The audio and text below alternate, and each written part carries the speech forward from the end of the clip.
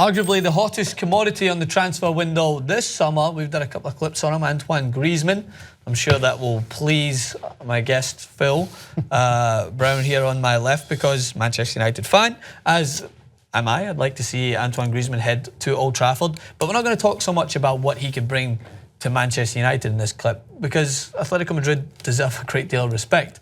On paper, if Antoine Griezmann was to leave Atletico Madrid for Manchester United, he would be leaving at this present moment a more successful club to go to a lesser successful club, but with arguably a bigger plan to build for the future in place. Griezmann has been a staple of Atletico Madrid's team for the last 4 years, 3-4 years. Phenomenal talent, works well with any striker you put alongside him, whether it be Mandzukic. Fernando Torres even allowed him to look like a part of his old self at some games. And then he's a goal-scoring talent, demonstrated that with France and with Atletico Madrid. What do you think, Phil, happens to Atleti if Antoine Griezmann leaves that club? I've asked this question when they let Falcao go. I asked this question when they let Aguero go. Thiago and Costa, they keep answering it. However, Griezmann's very different to any of those strikers. You know, Simeone's done such a brilliant job developing him. Before he came to Atletico Madrid, I think his best goal-scoring return was 11, 12 goals at Real Sociedad. And you look at it now, last season, I think Atletico Madrid, he opened the scoring in 15 games for Atletico Madrid. He doesn't just score goals, he scores important goals. Yeah. He drifts out onto the left, drifts out onto the right because of his pace and his skill. So he's the quintessential modern footballer that is not just the one-dimensional, old-fashioned number 9. It'll be really difficult for Atletico to replace him. But Atletico are so good at scouting and preparing for change.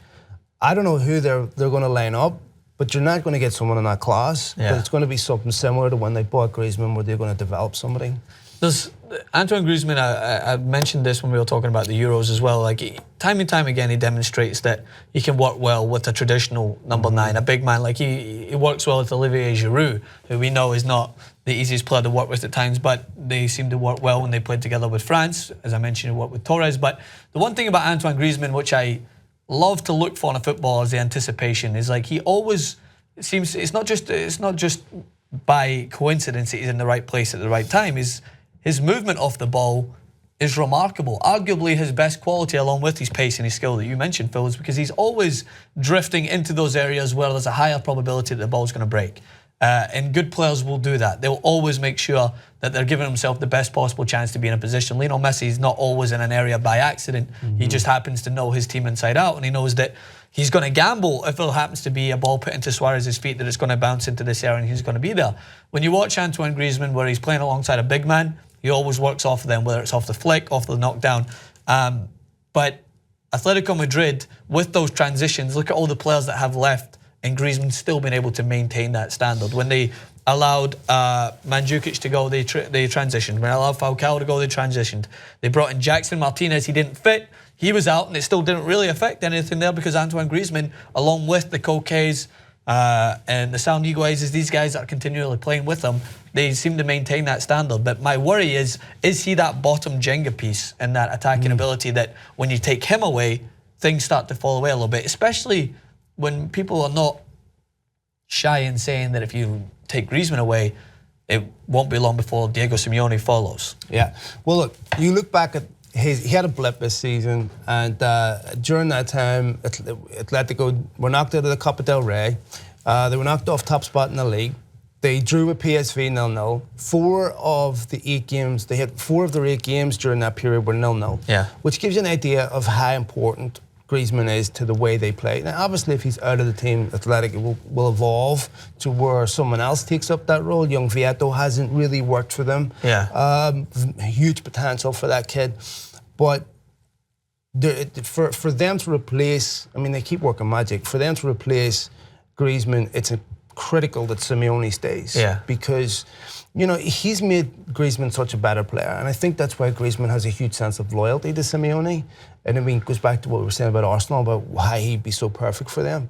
So for me, it's such a difficult question to answer. You know, young Gabi Jesus, if Atleti had been after someone almost in a young Griezmann mold, it would have been him. Because that kid is a player. Yeah, no doubt. It's a little bit envious, especially when it's to the other side of Manchester. I mean, you see him because he comes on and instinctively he knows. Again, he puts himself in positions where he's going to have the higher probability of being effective. He'll drift out to the left if he sees there's a weakness there. Antoine Griezmann, consistently, he's always, whether he creates moments on his own or he's latching on to his other players' abilities and the movement that is formulated around that attack.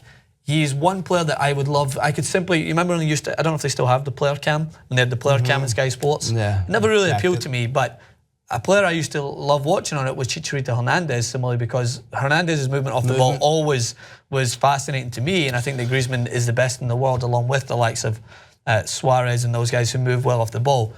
My worry is with Atletico Madrid is that I think that if Antoine Griezmann goes, I don't see Diego Simeone being able to simply staying around for much longer, other than when you look at what Atletico Madrid have tried to do these past 4 or 5 years. They've been phenomenally successful in comparison to the teams that are bigger, badder, and spend way more money than they do every single transfer window in Real Madrid and Barcelona. It's arguably the most impossible task to try and split those two or even leapfrog them at times, and they did it. We remember they won the La Liga not long ago, but they've lost 2 Champions League finals now to Real Madrid. And if they go on this year and they go out in the semi-finals at this point, do you think that that's the point where Diego Simeone said, you know what, I've given it my best shot. I think for my own future, do I have to move on? He said that last season. Yeah. Next season, they go into a new stadium. Yeah. So there's a big attraction for Simeone to stay, take them into a new stadium, same with Griezmann.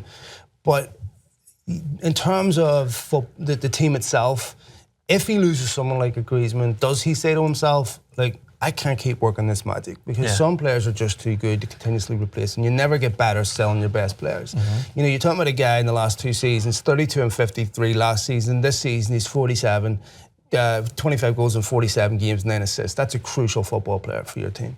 So for me, I think Simeone will know when it's a time to walk away. Atletico will support him with money, go out and buy a replacement, but you can have a blank checkbook and not replace Antoine Griezmann. So for me, I think this may be the year that he leaves. Maybe both of their futures are dependent on each other. Wow, that's an interesting point. And when you mention even players that might deem similar qualities that you could replace, is Atletico Madrid going to go in without Griezmann and attract someone to come in and join that team alongside the likes of, when you get Manchester City, Real Madrid, Barcelona? These teams will be trying their best, like especially when you look at Barcelona, to try and mend the wrongs of this season. There's other teams out there, PSG, with big transfer fees, that are going to try and bring in players. I know that Mbappe is a player that's already been talked about.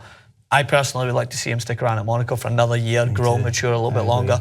But there's already rumours around that he's going to break the transfer window. Are you going to be able to beat out a team like Real Madrid to someone like him? Yeah, but Atleti aren't going to shop at the top end of the market. They're going to get somebody that Real Madrid, PSG, these clubs won't sign because he's not quite there. They're going to get them cheaper, which they always do, develop. Simeone has brilliant contacts in South America. They like the lad at River Alario, who's been quite prolific this season. But in football, you're almost in between this transitional phase where the positions we're talking about is changing. Centre-backs is no longer good enough just to be a big, tall centre-back. Now, most teams want a ball-playing centre-back. It's no longer good enough just to be an old-fashioned right-back. Now they want wingers. It's no longer good enough just to be a static number 9, like Ibrahimovic is. Now they want movement. So you're right in between signing players that fit that modern evolution, because Atletico Madrid are set up to play the way Griezmann plays. So does Simeone, if he leaves, Atletico have to change the way they play. I don't like a static number 9. I think they're too easy to mark out of the game today. So I don't know. It's going to take fantastic scouting, but Atletico have fantastic scouting. Well, if there's anyone that you can imagine doing it, I think Atletico Madrid fans will be somewhat comforted if Antoine Griezmann goes and Diego Simeone stays, because it's a similar story to them. There's plenty of clubs out there that consistently will sell, but they find ways of replacing those players. I just think, I'm just a little bit biased more so with the recency, but I imagine Atletico fans, when you were back to Radamel Falcao in his prime, you were like, Jesus, this guy is essential to our team, and we were able to replace him. Diego Costa, after the year where they got to the Champions League final, were seconds away from winning it. He left, and he was another one that was crucial. He came off the part that game with an injury, and they suffered as a result of that. So I don't know, man. Maybe Diego Simeone likes the challenge. Maybe he likes to consistently try to rebuild after someone leaves, and he has to kind of restore faith into the fan base. But I just, my own personal bias, I think Diego Simeone would be a phenomenal manager that I would like to see in the Premier League. And I would love to see him go to an Arsenal and completely rip apart what we were talking about in the previous clip, what Arsenal style of football is supposed to be, and come in with a defensive mentality and completely rechange what that whole football club thought they were supposed to be about. Which he would do. Yeah. Because you look at, I hate to use this example, but Mourinho at United, where he's consistently applied standards no matter who you are, whether you're Mkhitaryan, whether you're Rooney, whether you're Phil Jones, it doesn't matter. Yeah. Simeone would be exactly the same. I don't care what name's on the back of your shirt. There's no special exceptions. These are my standards. They're consistently applied. I trust them. Whatever the ambition of the football club, because Arsenal's a football club that prioritises commercial endeavours over football. He wouldn't settle for that. Yeah. But he's shown that he can take an Atletico Madrid on much lower budget than what Arsenal would give him and be successful. I think he is the embodiment of what Arsenal need, because you know Arsenal are soft. You know they're weak. Yeah. A Simeone team won't be weak, won't be soft. He'd be perfect for them. Yeah, I think everyone would be a little bit worried if they were to see Diego Simeone head to the Emirates. But we've talked a lot about Griezmann, Diego Simeone. What does the future mean for Atletico Madrid? In all honesty, we could be sitting here in this Atletico Madrid team, which I don't want to start a full another conversation, Phil, but I've been called a little crazy when I've been on BN Sports with our mutual friend Kevin Egan when I said that this season I actually think Atletico will have a pretty good chance of winning the Champions League, because there's something different about them this year up against Real Madrid. They're a little sexier. They're a little bit more unpredictable this year. They're not the guaranteed win games 1-0, 2-1. They've lost some games by big numbers. They've won some games by big numbers. And I think that all happened after, if you remember, Champions League final last year, first half. They were Real Madrid were the better team because they sat a little further deep. They brought on Carrasco. They started to play a little higher up the field. And I think that unlocked a little something that Diego Simeone liked in seeing, is that they were a little bit more ambitious in the final third. And I've seen them carry that over into games this year. I think Carrasco's been a good player, and I think he can offer a lot more so. So I think that traditional defensive stonewall team that Real Madrid are probably licking their lips going and facing against is a little bit different this year, a little bit more unpredictable, but I may be wrong. Over 2 legs, the best team usually wins. Yeah. Right? In a one-off game, anything can happen. This is going to sound strange, but Gareth Bale's injury may end up helping Real Madrid. Yeah, Real Madrid fans, Zidane always plays Bale, Benzema, Ronaldo, no matter what, in the big games. Yeah. So now Asensio comes in, or Isco, but Asensio most likely. And the Real Madrid fans love Asensio. He's a very good player. You know, everyone's talking about this kid being just a sensational talent. So Bale, after the game against in El Clasico, got voted the worst player on the pitch by Real Madrid fans. They're a weird relationship with him. They think he's protected by Florentino Perez. I think that injury may end up helping Real Madrid. So it's going to be really interesting. I just think over 2 legs, Real Madrid, that class eventually shows. They got lucky against Bayern Munich with a couple of goals that really should never have been allowed. All ridiculous, 2 ridiculous offsides. But Ronaldo always shows up for the big games, and I just think Real Madrid over 2 legs will take that. I've stated, I think they've got the best squad depth in all of European football at the moment. Bench is unbelievable. Yeah, I think their bench is insane. And I think that they have the most well-managed team at the moment, and considering how little time Zidane's had in retrospect to other managers, he's got full control over that team. No egos getting too big from him. If James gets a little too big, it's snuffed out. Watch Zinedine Zidane's press conference. If there's any managers out there who wonder, how do I handle a player that's thrown a temper tantrum? Watch Zidane. He said, when I was a player, I used to do it as well. No big deal.